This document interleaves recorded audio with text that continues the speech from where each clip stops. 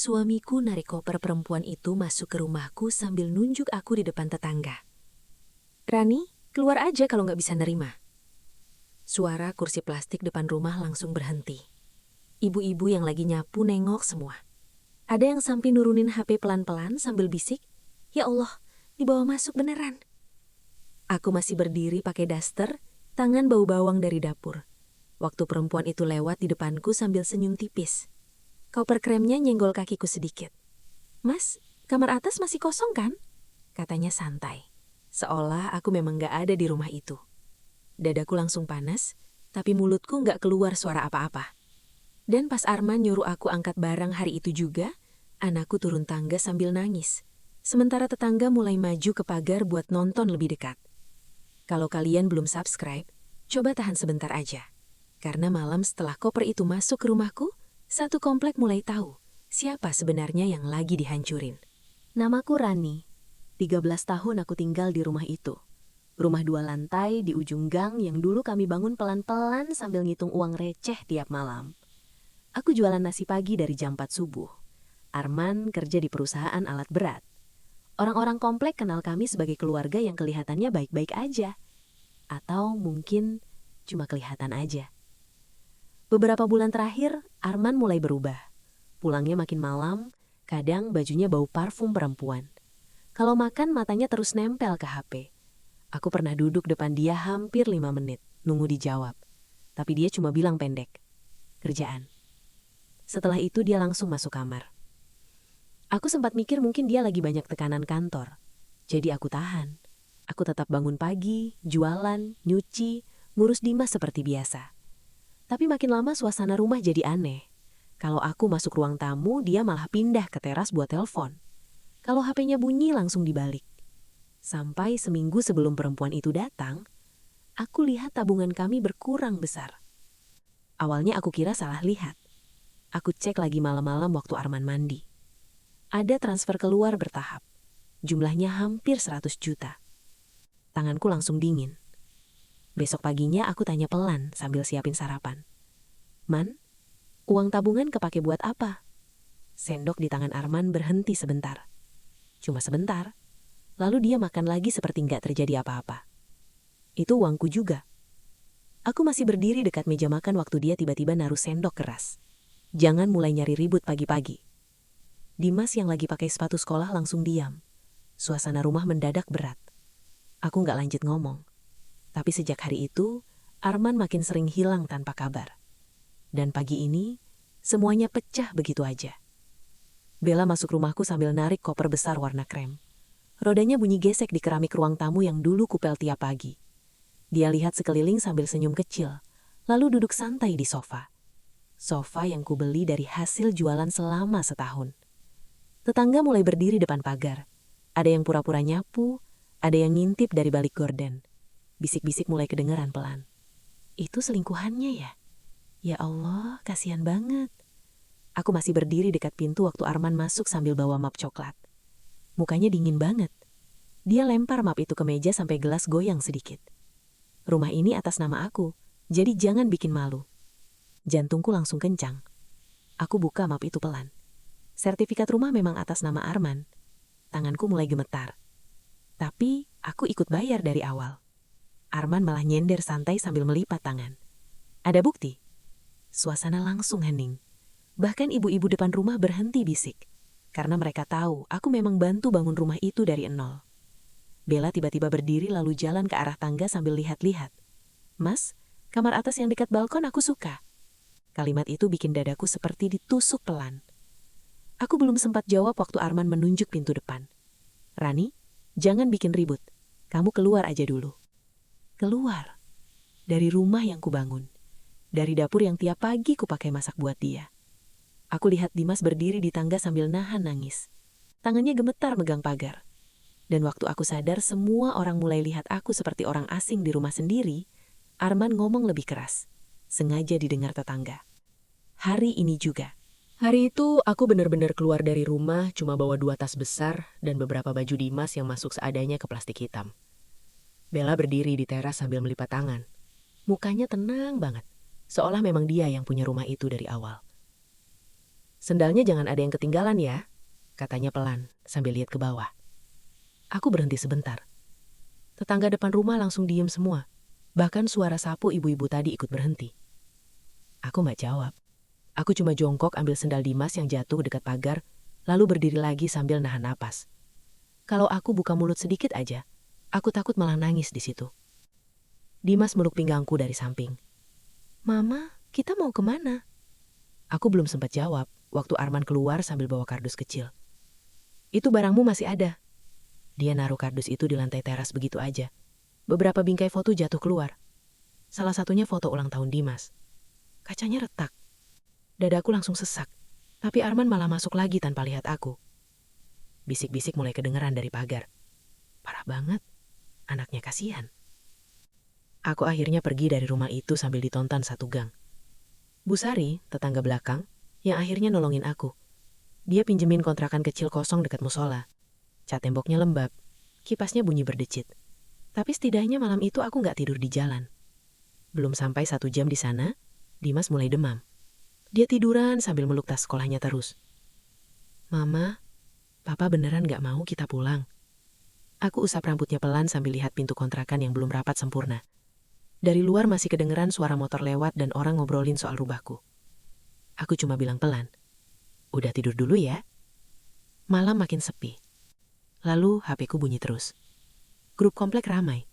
Ternyata ada yang rekam waktu aku keluar rumah tadi siang. Videonya sudah nyebar kemana-mana. Mukaku kelihatan jelas waktu bawa tas sambil ditonton tetangga. Ada yang kasihan. Tapi ada juga yang nulis. Mungkin istrinya ada salah juga. Tanganku langsung dingin. Aku buru-buru matiin HP tapi belum sempat narik napas, suara motor berhenti depan kontrakan. Arman datang. Aku langsung berdiri refleks. Dia masuk tanpa salam sambil bawa map putih. Bajunya masih sama seperti tadi pagi.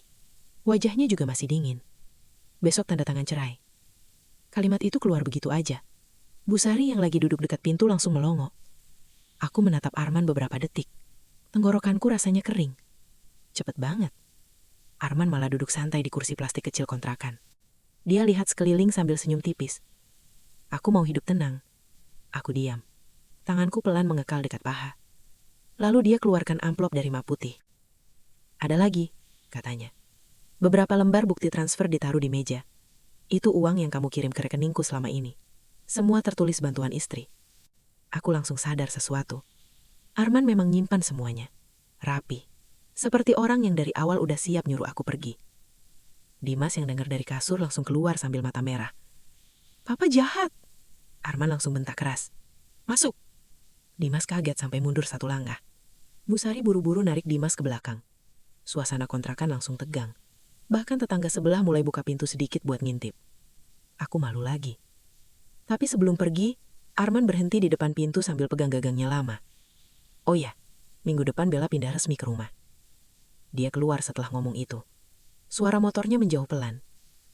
Aku masih berdiri diam waktu Bu Sari masuk sambil bawa teh hangat. Ran, suaranya pelan banget. Bella upload foto di rumahmu. Aku langsung buka HP lagi. Bella memang upload foto dari dapur rumahku. Dia pakai baju tidur. Gelas favoritku ada di meja belakangnya. Captionnya pendek. Rumah baru, hidup baru. Komentarnya penuh emoji hati. Dan yang bikin perutku langsung mual, Arman ikut komentar. Akhirnya tenang juga. Malam itu aku gak bisa tidur sama sekali. Jam 2 pagi, aku mulai buka lemari plastik kecil tempat semua dokumen lama ku simpan. Karena entah kenapa, aku mulai merasa Arman terlalu tenang untuk orang yang gak nyembunyiin sesuatu. Besok paginya aku nekat balik ke rumah waktu siang. Aku pikir Arman lagi kerja dan Bella belum bangun. Tapi baru masuk ujung gang, langkahku langsung melambat.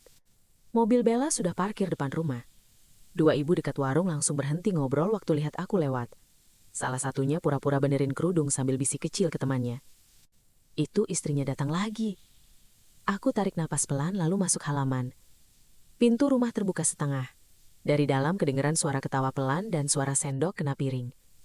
Bella lagi duduk di kursiku di meja makan. Dia pakai kaos rumah longgar sambil main HP. Rambutnya masih basah habis mandi. Arman lihat aku duluan. Mukanya langsung berubah. Kamu ngapain kesini? Aku mau ambil dokumen. Bella mendengus kecil sambil minum. Mas, bukannya dia udah gak tinggal sini? Aku gak jawab. Aku langsung jalan ke kamar kerja kecil dekat dapur. Tapi begitu lemari arsip kubuka, dadaku langsung sesak. Beberapa map hilang. Rak bagian bawah kosong.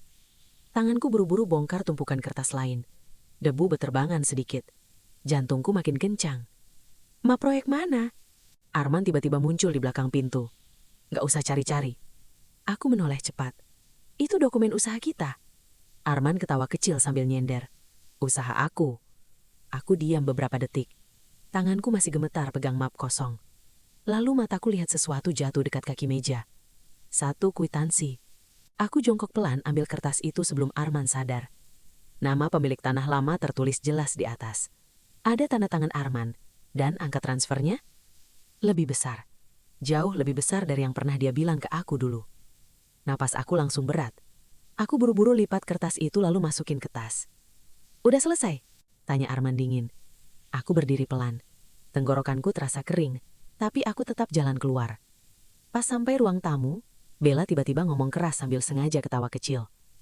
Mas, mantan istri kamu susah move on ya? Suasana depan rumah langsung hening. Aku tahu tetangga dengar. Karena waktu aku buka pagar, beberapa orang langsung pura-pura lihat HP sambil nyuri pandang ke aku. Dadaku panas banget, tapi aku tetap jalan keluar gang tanpa nengok belakang. Belum sampai ujung jalan, HP-ku bunyi terus. Dimas, suaranya gemetar. Mama, cepat pulang, ada orang nyari. Aku langsung berhenti ojek depan kontrakan Bu Sari. Dua pria badan besar duduk di kursi plastik depan pintu Bu Sari. Wajah mereka keras. Salah satunya pegang map hitam tebal. Begitu lihat aku turun, mereka langsung berdiri. Ibu Rani? Aku langsung kaku. Iya. Pria itu buka map lalu nunjuk foto KTP-ku. Kami nyari Pak Arman, ada tunggakan.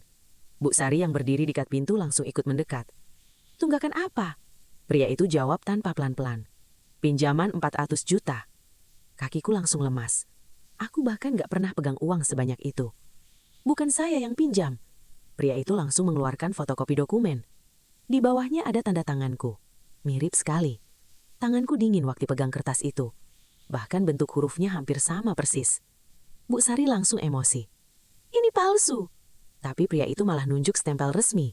Data lengkap, penjaminnya juga ibu. Tetangga kontrakan mulai keluar satu-satu. Ada yang berdiri di dekat motor, ada yang pura-pura beli es depan gang sambil lihat ke arah kami. Aku malu lagi. Dan yang bikin perutku makin mual, alamat penagihan di surat itu ternyata rumah kontrakan kecil tempat aku tinggal sekarang. Seolah semua sudah disiapkan. Malamnya aku duduk sendiri sambil buka lagi kwitansi yang tadi kusimpan dari rumah. Tanganku masih gemetar waktu lihat angka transfer itu berulang kali. Lalu aku buka laptop lama yang hampir gak pernah kupakai lagi. Aku mulai cari file transfer, foto proyek rumah, dan semua dokumen usaha lama. Jam sudah lewat 2 malam, waktu aku menemukan satu file foto yang bikin napasku berhenti. Sertifikat pinjaman. Ada tanda tangan digitalku di sana. Dan tanggal pembuatannya, tepat waktu aku lagi opname di rumah sakit. Besok paginya, aku langsung datang ke bank tempat pinjaman itu dibuat. Aku bawa map plastik biru berisi semua yang sempat aku simpan semalaman. Tangan masih dingin, karena aku nyaris nggak tidur. Ruang bank ramai, orang antre tarik tunai, suara nomor antrian bunyi terus. Tapi waktu aku bilang soal pemalsuan tanda tangan, teller depan langsung saling lihat. Seorang pegawai perempuan akhirnya ngajak aku masuk ke ruangan kecil belakang. Awalnya dia masih bicara hati-hati. Biasanya masalah begini diselesaikan keluarga dulu, Bu. Aku langsung taruh foto sertifikat pinjaman dan surat opname rumah sakit di meja. Tanggal ini, saya lagi dirawat. Tapi tanda tangan saya dipakai. Pegawai itu diam. Dia mulai buka data di komputer pelan-pelan. Mukanya berubah serius. Lalu dia berdiri dan keluar ruangan sebentar.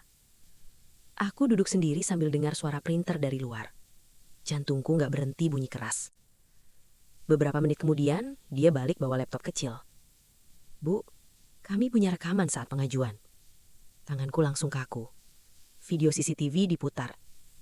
Dan benar, yang duduk depan meja customer service bukan aku. Bella. Dia pakai masker dan kacamata besar. Tapi wajahnya tetap kelihatan jelas waktu masker ditarik sebentar buat foto data.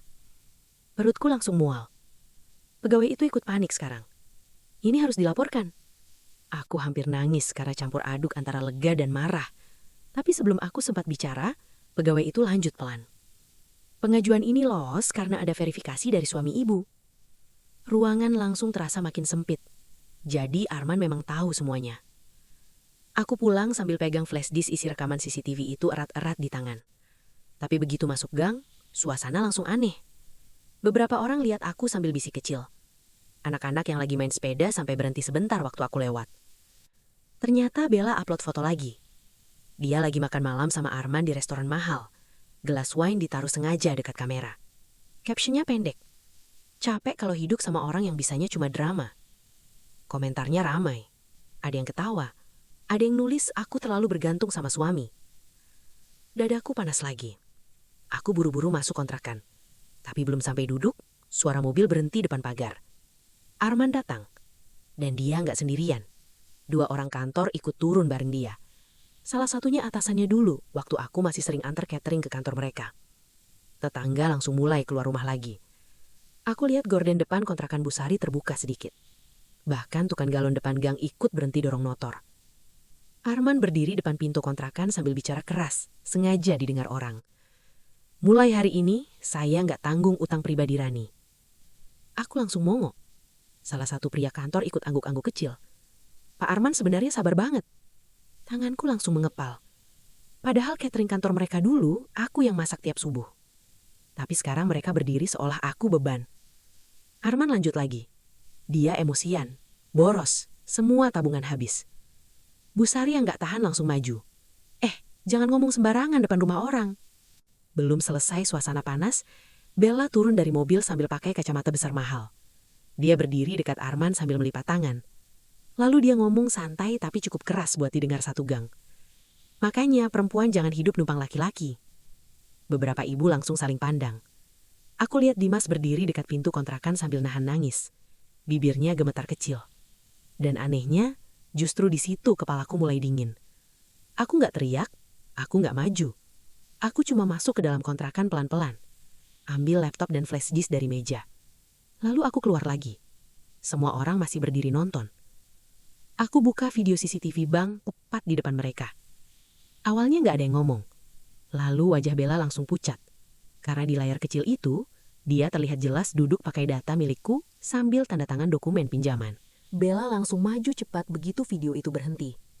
Itu editan. Suaranya naik. Tangannya sampai mau merebut laptop dari aku. Tapi aku tarik cepat sebelum kena. Orang-orang depan kontrakan langsung makin dekat. Bahkan tukang galon tadi ikut berdiri depan pagar sambil melongo. Arman masih coba tenang. Pasti ada salah paham. Aku belum sempat jawab waktu suara motor berhenti depan gang. 2 pegawai bank turun bareng satpam. Mereka memang nyusul buat minta laporan resmi. Begitu pegawai perempuan itu lihat Bella, mukanya langsung berubah tegang. Itu dia orangnya. Suasana langsung hening. Bella mundur 1 langkah. Beberapa ibu yang tadi masih kasihan ke dia, sekarang mulai bisik-bisik lebih keras. Berarti benar ya? Ya Allah, nekat banget. Arman langsung pegang lengan Bella pelan. Ayo masuk mobil. Tapi salah satu ibu depan kontrakan tiba-tiba nyeletuk keras. Kalau tanda tangannya palsu, berarti utangnya bukan punya Rani dong. Orang-orang langsung ramai sendiri. Bella mulai panik. Dia narik tangan Arman lebih keras. Mas, pergi aja. Aku lihat muka Arman mulai berubah. Rahangnya tegang, tapi dia masih maksa kelihatan paling tenang. Sebelum masuk mobil, dia sempat menoleh ke aku. Kamu jangan macam-macam. Kalimatnya pelan, tapi cukup bikin tengkukku dingin. Mobil mereka akhirnya pergi cepat dari gang. Debu jalan sampai naik sedikit. Orang-orang masih berdiri lama depan kontrakan sambil ngomong pelan satu sama lain. Kupikir hari itu selesai sampai malamnya listrik kontrakan tiba-tiba mati total. Kipas berhenti. Lampu padam. Dimas langsung bangun ketakutan. Mama? Aku keluar dan lihat meteran listrik terbuka. Kabelnya dicabut. Pemilik kontrakan berdiri dekat pagar sambil gelisah. Maaf ya Ran, tadi ada yang bayar kontrakan ini setahun penuh. Aku langsung diam. Tapi, Bapak itu nggak berani lihat mataku. Katanya tempat ini mau dipakai keluarga lain mulai malam ini. Dadaku langsung jatuh. Bu Sari yang dengar langsung emosi. Ini pasti kerjaan Arman. Hujan mulai turun kecil-kecil. Barang kami buru-buru dipindah ke teras musola dekat gang. Kardus basah, plastik pakaian sobek sedikit kena air. Orang-orang lewat pelan sambil lihat. Ada yang bantu angkat kasur lipat. Ada juga yang cuma berdiri sambil bisik kecil. Aku duduk di teras musola sambil meluk Dimas yang mulai menggigil. Mukaku panas karena malu. Rasanya satu hidupku dibuka di depan orang terus-menerus. Dan di tengah hujan itu, HP Bu Sari tiba-tiba bunyi. "Ran, lihat ini. Bella lagi live. Dia duduk santai di ruang tamu rumahku sambil makan buah. Lampu rumah terang semua. Dia ketawa kecil baca komentar orang. Kalau hidup nggak becus, ya jangan nyalahin orang lain." Viewernya ramai. Tanganku langsung gemetar. Tapi pas Bella geser kamera sambil muter badan, mataku berhenti di satu benda belakang sofa. Map biru. Aku langsung kenal. Map proyek tanah lama keluargaku. Napasku tertahan sebentar. Karena map itu dulu terakhir ada di kantor notaris. Harusnya nggak mungkin ada di rumah. Aku langsung screenshot cepat sebelum live selesai. Besok paginya, aku datang ke kantor notaris lama. Bangunannya kecil dekat pasar. Begitu ku sebut nama Arman, staf resepsionis langsung kelihatan kaku. Awalnya mereka nolak kasih info. "Dokumen lama nggak bisa dibuka sembarang, Bu." Aku keluarkan screenshot map biru dan kwitansi transfer yang kusimpan dari rumah. Staf tua yang duduk belakang tiba-tiba mendekat pelan. Dia lihat kertas itu lama sekali. Lalu dia tarik napas pendek. "Bu, dulu sempat ada perubahan angka transaksi." Jantungku langsung berdetak keras. Aku mendekat sedikit. "Siapa yang minta ubah?" Staf itu diam beberapa detik sambil lihat kanan kiri. Lalu dia nyebut nama Arman pelan. Dan saat itu, aku sadar uang hasil jual tanah ibuku memang sudah dicuri dari awal. Aku keluar dari kantor notaris dengan kaki lemes. Jalan depan pasar ramai banget, tapi suara orang rasanya cuma lewat doang di kupingku. Sekarang semuanya mulai kebuka satu-satu. Rumah atas nama Arman, tabungan habis, pinjaman palsu. Tanah ibuku dijual diam-diam, dan Bella masuk pas semuanya sudah aman buat mereka. Aku berhenti dekat tukang es sambil pegang map kuat-kuat, tangan sampai basah sendiri. Pas aku buka lagi kwitansi transfer itu, ada cap kecil di pojok bawah yang tadi belum sempat kulihat. Pelunasan tahap akhir. Dadaku langsung sesak, karena aku ingat jelas, Arman pernah bilang, tanah ibuku belum lunas terjual waktu itu. Belum sempat aku mikir panjang, HP-ku bunyi terus. Grup komplek ramai lagi. Bella upload video pendek dari rumah. Dia lagi pasang bunga depan ruang tamu sambil ketawa kecil. Di belakangnya ada tulisan, "Doa syukuran rumah baru," ditempel dekat tembok. Aku sampai bengong beberapa detik. Rumahku baru beberapa hari direbut, tapi mereka sudah bikin acara seolah hidup mereka paling bersih. Sore harinya aku duduk di warung ujung gang sambil lihat rumah itu dari jauh. Musik dangdut diputar pelan. Beberapa motor mulai parkir depan pagar. Ibu-ibu datang bawa kotak kue. Ada yang salaman sama Bella sambil senyum lebar. Bella pakai kebaya merah terang. Rambutnya disanggul rapi. Dia mondar-mandir sambil nyambut tamu seperti nyonya rumah beneran. Dimas duduk di sampingku sambil muter sedotan es teh pelan. "Mama, mereka senang ya?" Aku belum sempat jawab. Seseorang tiba-tiba duduk di kursi sebelahku. "Pak Hadi, mandor rumah kami dulu." Dia nggak langsung ngomong, cuma lihat rumah itu beberapa detik sambil geleng kecil. "Dulu kamu yang paling sering datang bawa uang ke tukang." Aku langsung menoleh cepat. Pak Hadi buka tas lusuhnya pelan lalu keluarin map tipis yang ujungnya sudah menguning. "Saya simpan ini siapa tahu suatu hari kepakai." Tanganku langsung gemetar waktu lihat isi map itu. Fotokopi transfer, nota pembelian semen, pembayaran besi, sampai cat rumah. Semua atas namaku. Bahkan ada tulisan tangan kecil dari Pak Hadi di salah satu nota. "Bayar dulu dari Bu Rani." Napasku langsung berat, karena untuk pertama kalinya sejak aku diusir, ada bukti yang benar-benar bisa dilihat orang. Belum selesai. Pak Hadi menunduk sedikit lalu ngomong lebih pelan. "Dulu Pak Arman pernah minta saya, jangan bilang kalau sering nomboknya dari uang jualan kamu." Aku langsung diam, karena dua ibu yang duduk dekat warung mulai saling pandang. Mereka dengar. Dan kali ini, mereka nggak kelihatan santai lagi. Malam makin ramai. Lampu rumah dinyalakan terang semua, sampai halaman kelihatan seperti acara nikahan kecil. Bella sengaja ketawa keras dekat pagar. Arman berdiri dekat tamu kantor sambil pegang rokok dan senyum ke sana-sini. Seolah nggak ada orang yang mereka usir dari rumah itu. Lalu tiba-tiba suara rem mobil bunyi keras depan rumah. Satu mobil hitam berhenti mendadak. Dua pria badan besar turun cepat. Debt collector, Musik langsung mati. Orang-orang spontan nengok semua. Pak Arman mana? Bella langsung kaku. Gelas di tangannya goyang sampai minumnya tumpah sedikit ke kebayanya. Arman buru-buru maju sambil senyum paksa. Kita ngomong baik-baik. Tapi salah satu pria itu malah buka map dan ngomong keras depan semua tamu. Mobil leasing 3 bulan gak dibayar. Suasana langsung berubah. Beberapa tamu mundur pelan. Ada yang pura-pura cek HP. Ada yang mulai bisik-bisik sambil lihat Arman. Bella narik lengan Arman panik. Mas, ini apa? Pria itu malah nunjuk mobil hitam depan rumah. Malam ini juga kita tarik kalau belum bayar. Tetangga mulai ribut kecil. Dan tepat waktu suasana makin kacau. Satu ibu dekat warung ngomong pelan, tapi jelas banget kedengeran. Jangan-jangan selama ini yang nutup memang si Rani. Bella langsung masuk rumah sambil nutup muka. Kebayanya nyangkut di gagang pintu sampai bunyi keras, waktu dia narik kasar. Aku lihat Arman berdiri sendirian depan pagar, sambil dikelilingi orang.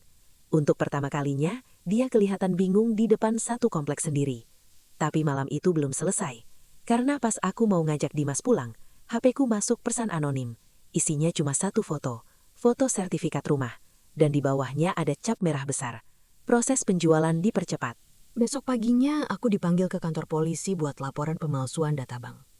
Dari luar gedungnya kelihatan biasa aja. Tapi begitu aku masuk dan aku langsung sesak lagi. Bella sudah duduk di kursi tunggu. Dia pakai baju rapi, tas mahal, dan parfum yang baunya nyengat sampai ke lorong. Tapi kali ini mukanya gak setenang dulu. Dia terus lihat HP lalu lihat pintu masuk bergantian. Beberapa orang yang lagi ngurus laporan mulai bisik-bisik waktu lihat kami duduk berjauhan. Itu yang viral itu bukan sih? Aku pura-pura gak dengar. Lalu Arman datang. Mukanya kusut, matanya merah seperti kurang tidur. Begitu duduk dekat Bella, mereka gak saling ngomong dulu beberapa detik. Cuma saling lihat cepat, lalu buang muka. Aku langsung tahu, ada sesuatu yang mulai retak di antara mereka. Di ruang pemeriksaan, Bella masih coba tenang. Aku cuma disuruh bantu. Arman langsung menoleh tajam. Jangan bawa-bawa aku. Bella ikut emosi. Loh, memang Mas yang suruh? Penyidik sampai angkat tangan minta mereka diam.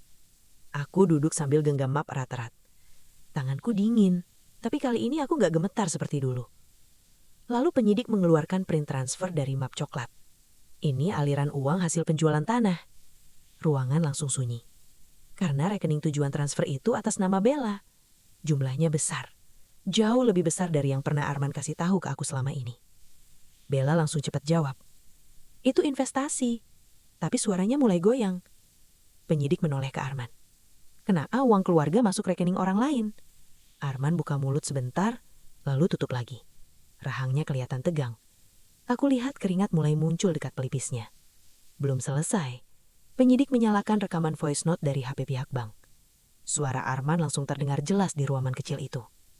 Yang penting istri saya jangan tahu dulu. Dadaku langsung sesak lagi dengar suara itu.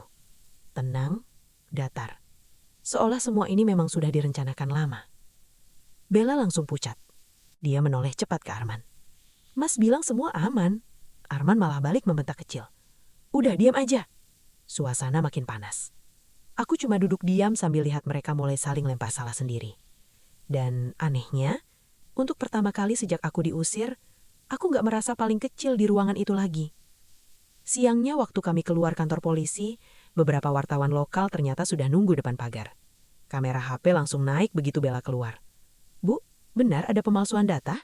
Bella langsung nutup muka pakai tas. Arman jalan cepat tanpa jawab apa-apa. Aku dengar orang-orang sekitar mulai ngomong sendiri. Itu suaminya ya? Kasihan istrinya. Berita kecil soal kasus itu ternyata mulai nyebar sore harinya. Grup kompak langsung ramai lagi. Kali ini bukan aku yang dibahas terus. Nama Arman mulai disebut-sebut. Malamnya Bu RT datang ke kontrakan sambil bawa termos teh. Mukanya serius. Ren, besok Wardah mau kumpul di balai. Aku bingung. Kumpul kenapa? Bu RT duduk pelan lalu tarik nafas. Ternyata banyak yang dipinjami uang sama Arman. Aku langsung diam kecil. Bu RT lanjut pelan. Alasannya selalu buat biaya rumah sakit Dimas. Tanganku langsung menggenggam kecil. Karena waktu Dimas sakit dulu, aku benar-benar sampai jual cincin sendiri buat bayar obat. Tapi ternyata di belakangku, Arman muter pinjam uang ke warga pakai nama anak kita. Di luar kontrakan mulai terdengar suara beberapa ibu ngobrol pelan soal rapat besok malam. Dan untuk pertama kalinya, suasana komplek mulai berubah arah.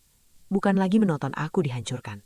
Sekarang, mereka mulai menunggu Arman datang. Balai warga malam itu penuh sampai kursi plastik ditaruh keluar dekat parkiran motor. Orang-orang yang dulu cuma bisik-bisik, sekarang datang langsung buat lihat. Bahkan beberapa bapak yang jarang ikut rapat komplek ikut duduk paling depan. Aku duduk dekat Bu Sari sambil pegang tangan Dimas. Anak itu ketiduran setengah sambil nyender ke bahuku. Suasana panas tapi anehnya sepi. Semua seperti nunggu satu orang datang. Lalu suara motor Arman masuk ke halaman balai. Beberapa kepala langsung nengok bareng. Arman turun pelan. Bajunya kusut, mukanya capak. Dan untuk pertama kalinya sejak semua ini mulai, dia nggak kelihatan paling percaya diri lagi. Begitu dia duduk, Pak RT langsung buka map tebal di meja. Kita mulai aja. Suara kipas tua di balai kedengeran jelas beberapa detik. Lalu satu persatu nama warga disebut.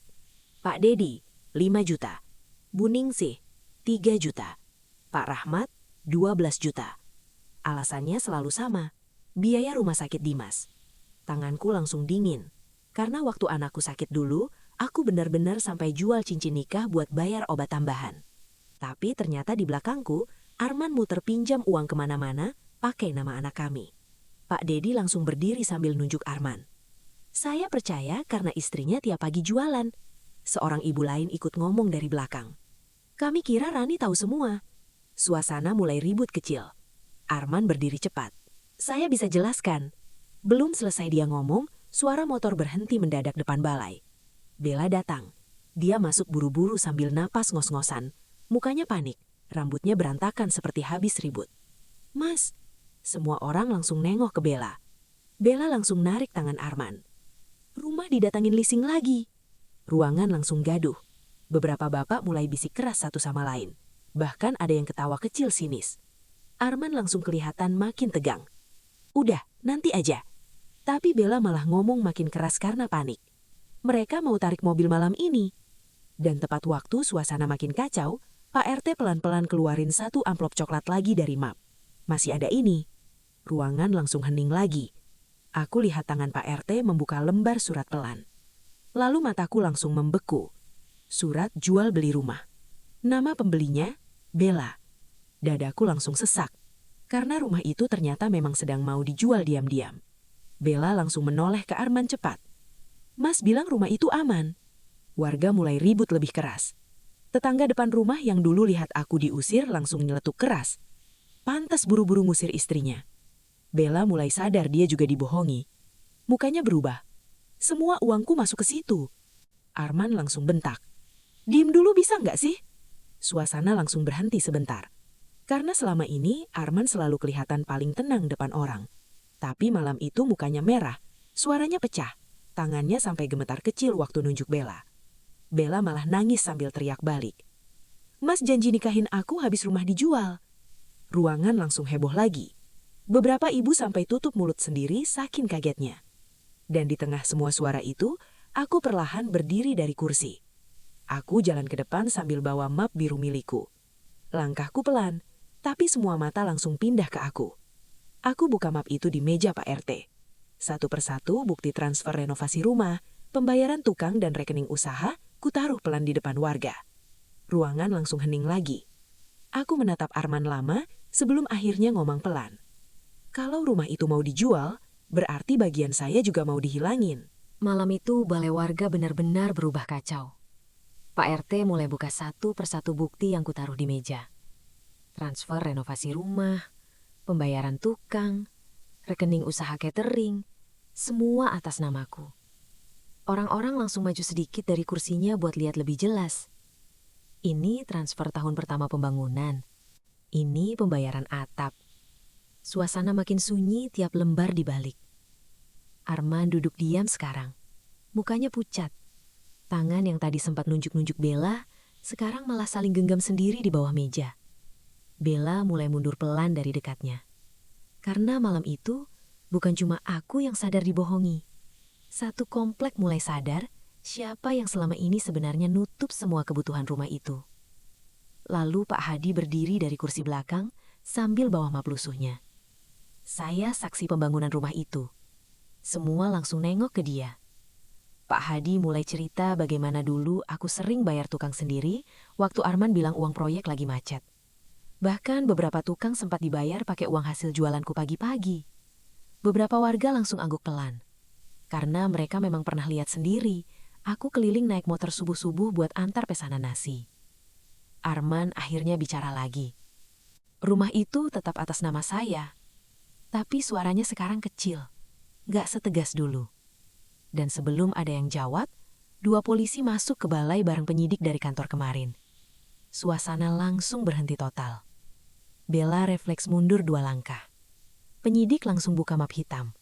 Pak Arman, kami perlu ikut bicara malam ini juga. Aku lihat tenggorokan Arman bergerak pelan. Karena sekarang semuanya sudah terbuka di depan warga. Pemalsuan tanda tangan, aliran uang tanah, pinjaman palsu, belum lagi utang kemana-mana. Bella langsung menjauh dari Arman seperti orang takut ikut tenggelam. Mas bilang semua aman. Suaranya kecil sekarang. Arman menoleh cepat ke dia, tapi Bella malah buang muka. Gak ada lagi gaya paling menang waktu pertama masuk rumahku bawa koper. Yang ada sekarang cuma wajah panik di depan satu komplek. Warga mulai bisik-bisik lagi. Keterlaluan ternyata. Kasihan Rani. Dan tepat waktu polisi minta Arman berdiri, Dimas tiba-tiba bangun dari pangkuanku. Anak itu masih setengah ngantuk, tapi matanya langsung lihat ke ayahnya. Lalu dia ngomong pelan, "Papa, kenapa bohong terus?" Ruangan langsung hening lagi. Aku sampai bisa dengar suara kipas tua mutar di langit-langit balai. Arman diam beberapa detik. Dia seperti mau ngomong sesuatu ke Dimas, tapi nggak ada kata yang keluar. Dan waktu Dimas malah meluk aku lebih erat, aku lihat muka Arman benar-benar jatuh untuk pertama kalinya. Bukan karena polisi, bukan karena warga, tapi karena anaknya sendiri menjauh. Bella pelan-pelan keluar dari balai sambil nutup muka pakai tangan. Dia bahkan gak nengok lagi ke Arman. Beberapa ibu lihat dia pergi tanpa simpati sedikit pun. Malam itu Arman dibawa keluar balai di depan semua orang yang dulu pernah dia tipu. Gak ada lagi yang berdiri membela dia. Gak ada lagi yang kagum. Beberapa minggu kemudian rumah itu resmi disita sementara karena proses utang dan laporan yang berjalan. Pagar depannya dipasang tulisan pemberitahuan bank. Aku dan Dimas masih tinggal di kontrakan kecil dekat musola. Tapi sekarang suasananya beda.